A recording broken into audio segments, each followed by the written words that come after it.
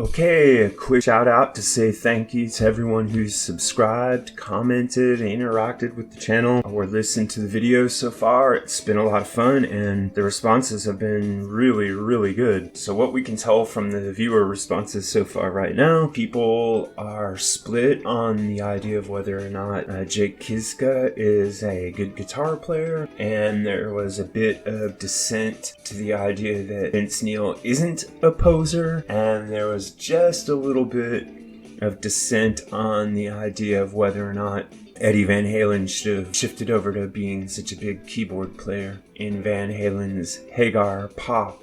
Similarly, a number of people took issue with my video on whether or not Rush peaked in the 1970s, stating that they felt the band continued to evolve musically, that their songwriting became more accomplished, and that their musicianship, in fact, reached higher levels. I don't disagree with any of that. My basic premise was just that they never found a producer that captured their soul the same way as Terry Brown, and I feel that Terry Brown could have helped usher them a few albums further down the road is basically all that I was. But all in all, I agree with that.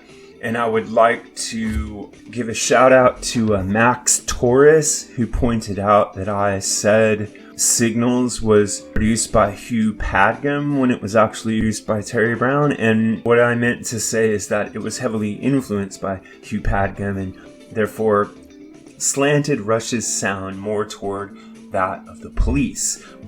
And got my facts wrong on that one. Similarly, I had made a mistake about Vince Neil and Motley Crue attributing the lyrics to Vince Neil when he doesn't write the lyrics. So I'll do my best to make sure each one of the videos is as polished as possible as we move forward and keep my facts straight, and count on you to point out when I get something wrong. And thank you for it. So my feeling is the responses so far have been intelligent and thoughtful and respectful, and as long as it stays that way, I don't see any problems going forward in dealing with potentially controversial topics. One of the potential topics to be covered is the Jimmy Page plagiarism controversy, but I'm not sure I want to make a video on that. If you guys really want a video on that, just let me know and I'll see what I can do. But the reason I haven't done it, and I don't want to do it necessarily, is because it's already so well documented in other places. So if you want to find out about the various accusations of plagiarism and join in the fray and the argument over the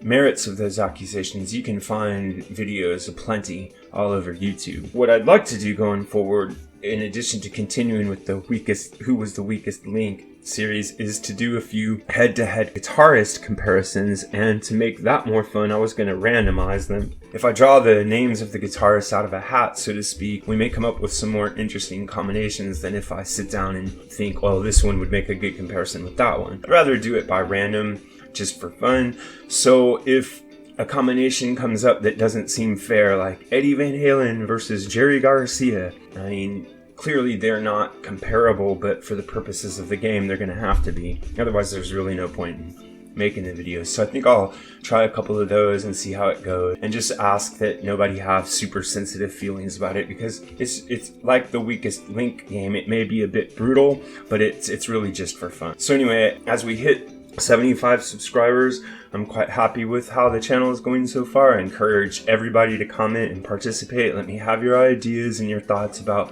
what might be interesting to cover in the future. And then when we get to 200 subscribers, I'll see about shifting over to video and maybe bring a few other surprises on you. All right, thanks a lot.